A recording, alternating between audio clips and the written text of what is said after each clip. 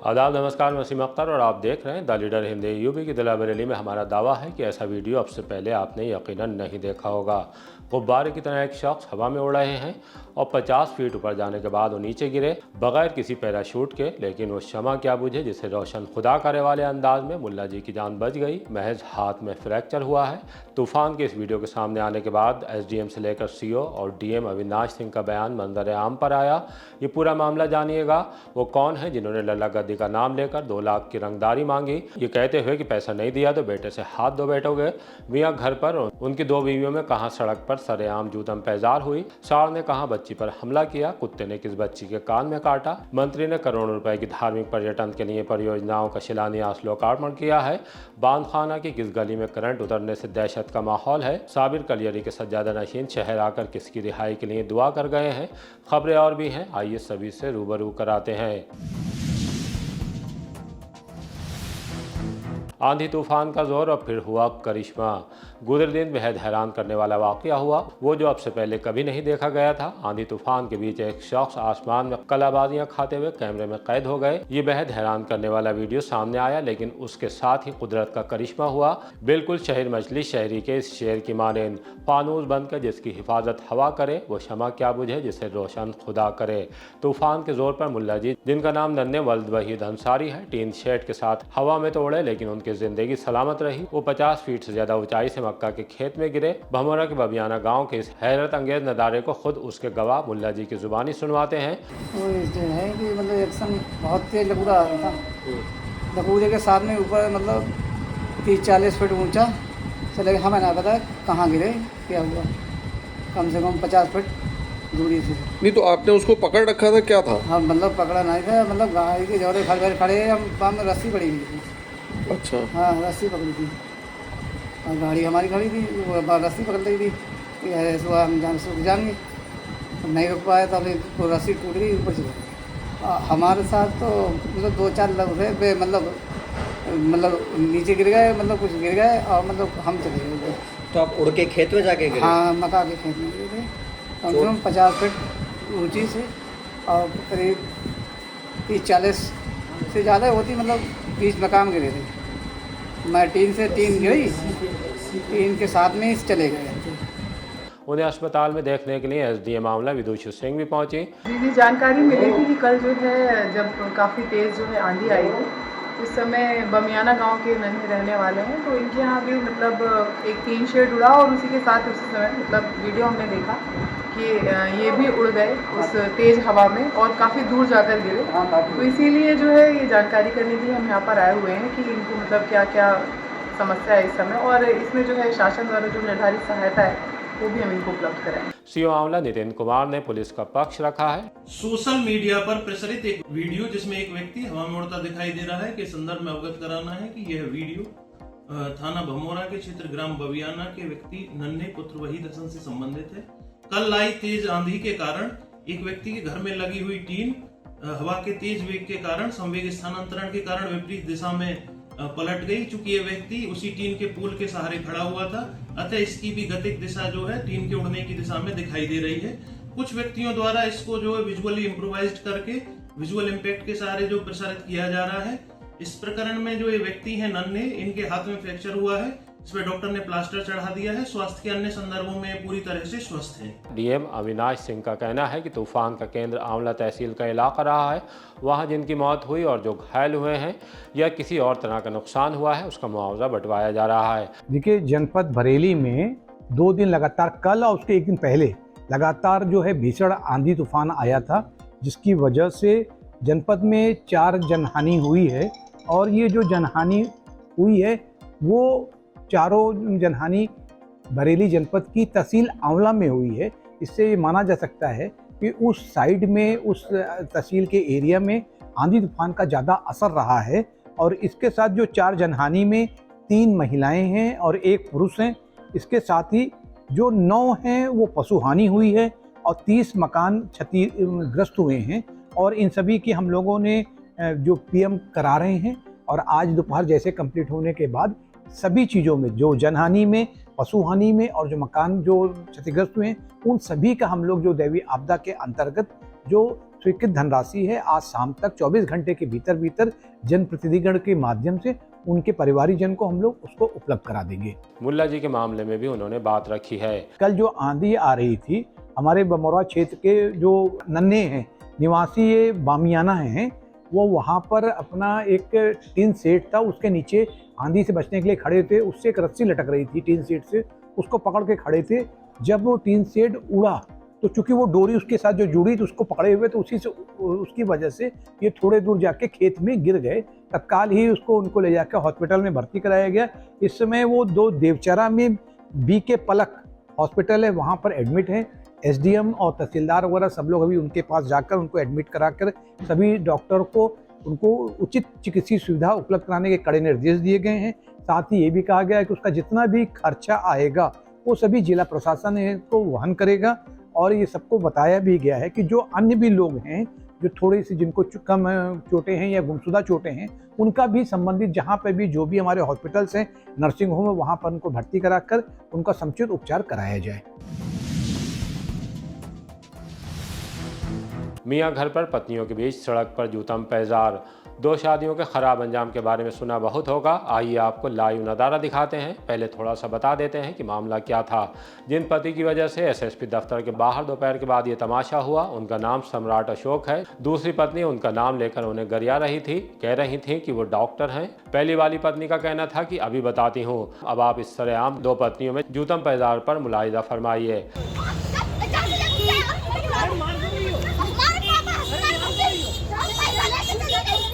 कौन है ये? छोड़ छोड़ छोड़ छोड़ कपड़े से।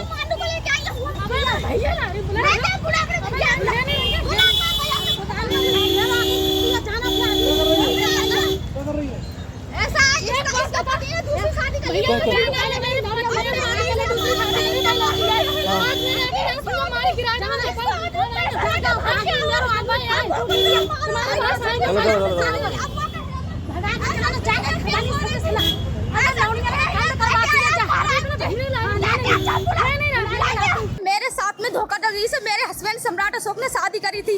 उसके मतलब पहले से शादीशुदा था, उसने बताया नहीं, उसके घर वालों की मर्जी शादी थी। मुझे उसने पिटवाया, मारा सबने। कोई बात नहीं, मेरे पापा की टांग टूटी, मैं हॉस्पिटल में आई, सारे पैसे लेके फरार हो गया। फिर उसके बाद मैंने मुकदमा डाला। उसके बाद में आके हे मुझे मारने लगा, कह रहा तू मुकदमा डालिए, मैं तेरे ऊपर मुकदमा डालूंगा। अब हे मारपीट कर रहा है, घर पे बहुत मारपीट करी, पैसे सब लेके गया है। उसकी मतलब सम्राट अशोक की पहली पत्नी है वो। हाँ, मैं दूसरी हूँ, उसके 2 लड़कियाँ हैं। यहाँ पुलिस भी पहुँच गई, दोनों पत्नियों को शांत कराया, कहा कि थाने जाकर शिकायत करो, कार्रवाई होगी। लव मैरिज के बाद रुद्रपुर की पत्नी से किया दगा। रुद्रपुर से आई एक महिला ने SSP से शिकायत की। बताया कि उनसे बहेड़ी के रहने वाले दीपू गंगवार ने लव मैरिज की थी, उसके बाद अब दहेज की खातिर रिश्ता तोड़ रहा है। कह रहा है कि दूसरी शादी कर ली है, अब तुझे नहीं रखूंगा। आइए इन महिला को भी सुन लेते हैं। मेरी शादी बहेड़ी में हुई थी। ये लोग मुझसे दहेज मांगते थे, उसके बावजूद मुझे रखना नहीं चाहते थे, मेरे साथ मारपीट करते थे और कहते थे कि अपने घर से दहेज लेकर आ, वरना तुझे घर से निकाल देंगे। मेरे पति मुझे रुद्रपुर लेकर गए थे और वहाँ से मुझे छोड़कर फरार हो गए। मैं 1.5 साल से परेशान हूँ, मेरी कोई सुनवाई नहीं हो रही, कोई कार्रवाई नहीं करी जा रही है।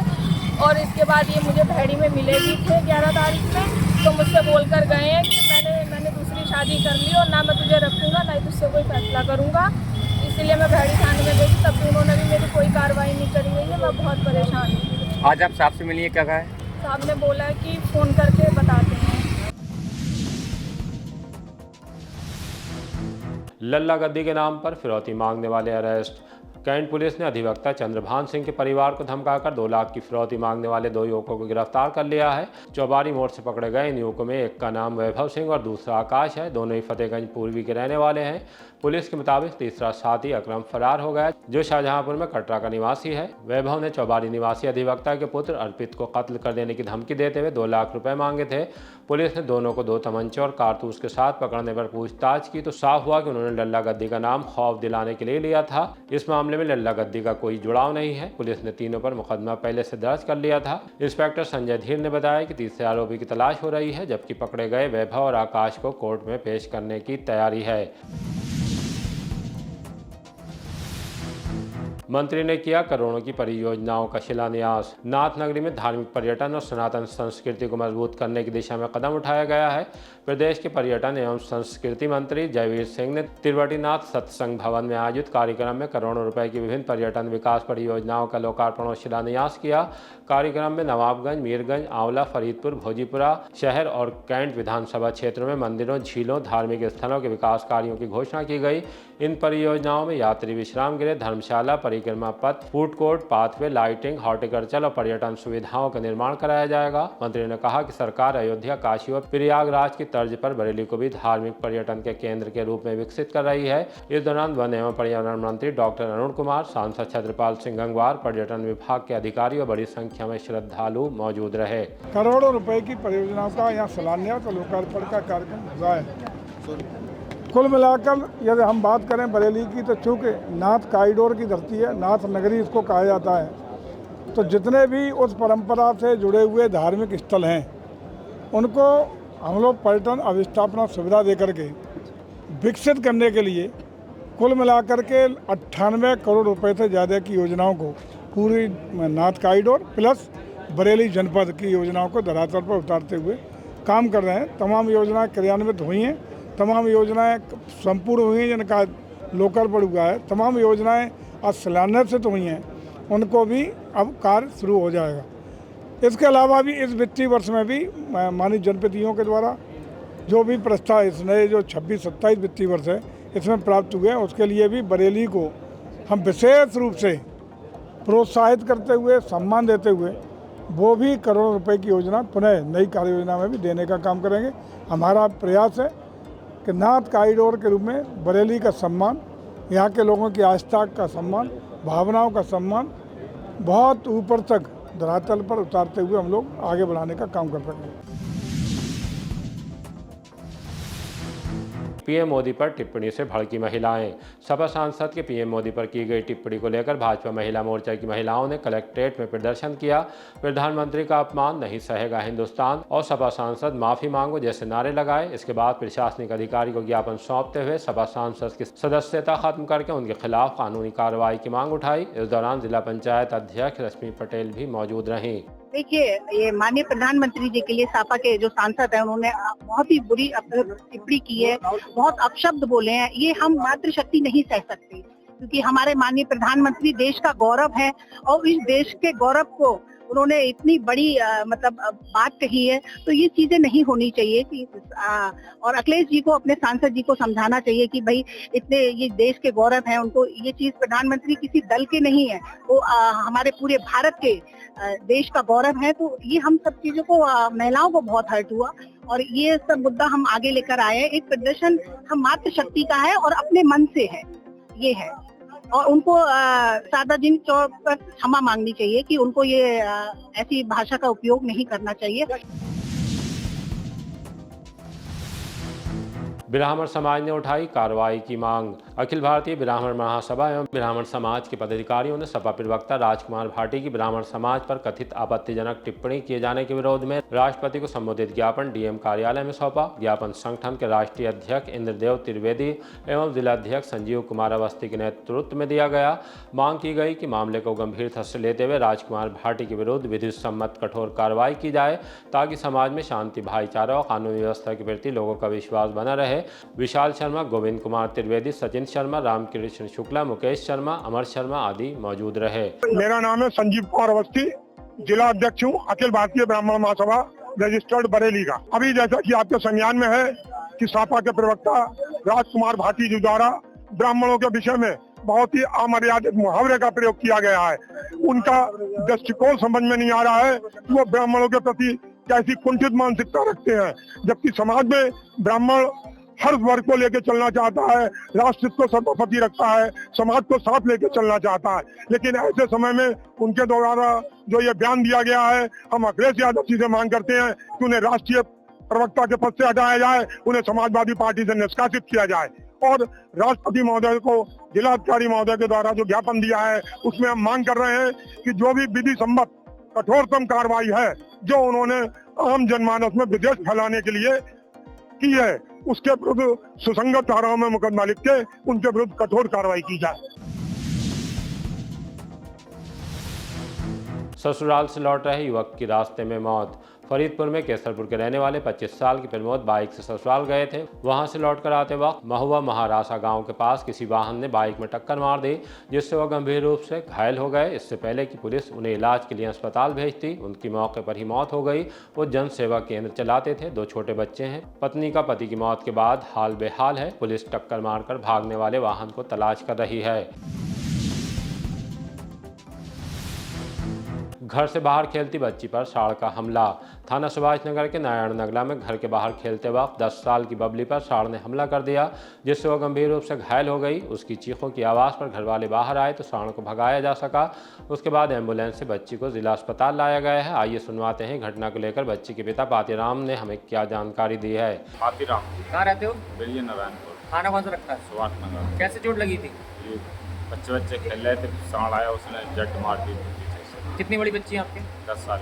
कहाँ की घटना है ये? बिलिया नारायणपुर। घर के बाहर की घटना है? घर के पास की पूरा। जंगली था पालतू था? जंगली। कहाँ चोट लगी बच्ची के?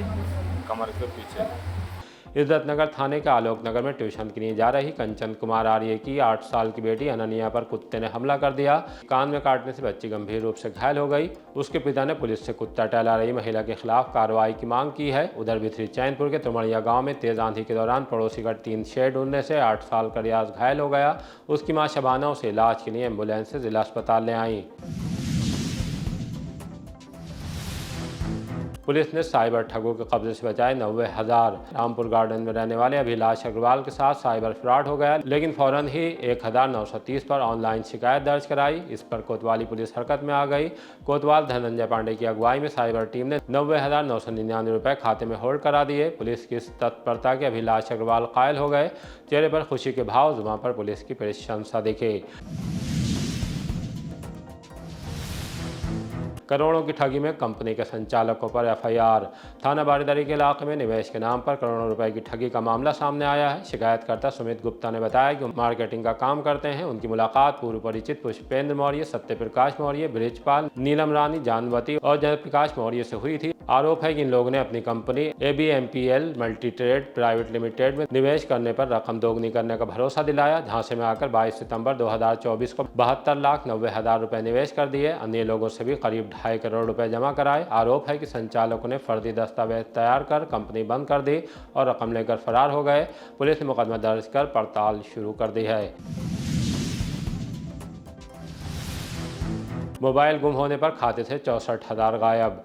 थाना बारीदरी में एक और साइबर ठगी का मामला पहुंचा। पीड़ित के मुताबिक उनके खाते से 64,550 रुपए कट गए, जिसमें करीब 3,904 रुपए की लोन राशि भी शामिल है। UPI के जरिए रकम किसी अमन तिवारी के खाते में ट्रांसफर होती दिखाई दी। इसके अलावा कई अन्य संदिग्ध ट्रांजैक्शन भी सामने आए हैं। ऐसा मोबाइल खो जाने के बाद हुआ है। बैंकिंग ऐप और खाते का गलत इस्तेमाल किया गया। शिकायत में भी बताया गया कि उनके बैंक ऑफ बड़ौदा खाते में 25,000 रुपए जमा करके कुछ दिन बाद निकाल लिए गए। पुलिस से प्रभावी कार्रवाई की मांग की है। प्रियंका चोपड़ा वाले रैंप पर फिर कदम ताल। बरेली क्लब लिमिटेड एक बार फिर से मेक इन बाल का आयोजन 23 मई को करा रहा है। ये वही कंपटीशन है जिसे जीतने के बाद प्रियंका चोपड़ा ने बॉलीवुड से लेकर हॉलीवुड तक कामयाबी के झंडे गाड़े। आइए आपको सुनवाते हैं कि इस बार ये प्रतियोगिता किस तरह आयोजित होगी और इसमें प्रतिभागी लड़कियों को ट्रेनिंग के लिए किसे बुलाया गया है। ये Bareilly club make in ball organise कर रहा है सैटरडे 23 मई 2026 को। इसके लिए फॉर्म्स जो हैं वो अवेलेबल हैं बरेली क्लब के ऑफिस में, होटल रमाडा में, और चावला एंड एसोसिएट्स के ऑफिस रामपुर गार्डन में। यह प्रतियोगिता पार्टिसिपेंट्स के लिए, इसमें जो बच्चे पार्टिसिपेट कर सकते हैं वो बच्चियों की उम्र 16 साल से लेकर 25 साल तक की होनी चाहिए। जो अनमैरिड गर्ल्स हैं वो इसमें पार्टिसिपेट कर सकती हैं, लेकिन उनका बरेली क्लब के किसी भी सदस्य के द्वारा रिकमेंड होना ज़रूरी है। और इसके लिए हम इस बार अमन ग्रेवाल, जो कि मिसेस वर्ल्ड वाइड रही हैं, उनको हम बुला रहे हैं बच्चियों की ग्रूमिंग के लिए। ऑडिशन की जो डेट है वो 18 मई है और 19 मई से लेकर 22 मई तक इन बच्चियों की ट्रेनिंग और ग्रूमिंग होगी। और इस बार जो इसमें 4 राउंड्स रहेंगे, उसमें पहला राउंड रहेगा ग्रैंड रैंप वॉक राउंड, दूसरा टैलेंट राउंड और तीसरा पर्सनालिटी एंड कॉन्फिडेंस टेस्ट, और उसके बाद जो बच्ची मेक क्वीन बनेगी उसकी क्राउनिंग होगी। बांदखाना की खोए वाली गली में करंट से दहशत। मोहल्ला बांदखाना में सीवर का पानी पिछले एक सप्ताह से भर रहा है। आज उसी गली में करंट उतरने के बाद एक घोड़े की मौत हो गई। 2 बच्चों को झटके लगते देख उन्हें लोगों ने बचा लिया। इसके बाद वहां भीड़ इकट्ठा हो गई। दालीडर हिंदी के पास भी मोहल्ले के तमाम लोगों के फ़ोन आने लगे। तब हमारी टीम ने शाम के वक्त वहां पहुंचकर स्थिति का जायजा लिया। हमारे चैनल पर अपनी बात रखते हुए लोग परेशान और बेहद गुस्से में दिखाई दिए। घोड़ा मर गया, अचानक करंट लगा उसके। कितने बजे की घटना है? कितने बजे? 5 बजे। भाई साहब 5 बजे के आसपास है। अभी कहाँ, बहुत तेज लगा। 2 बच्चे बच गए। वो तो बच्चों को खींच लिया, नहीं बच्चे भी मर जाते।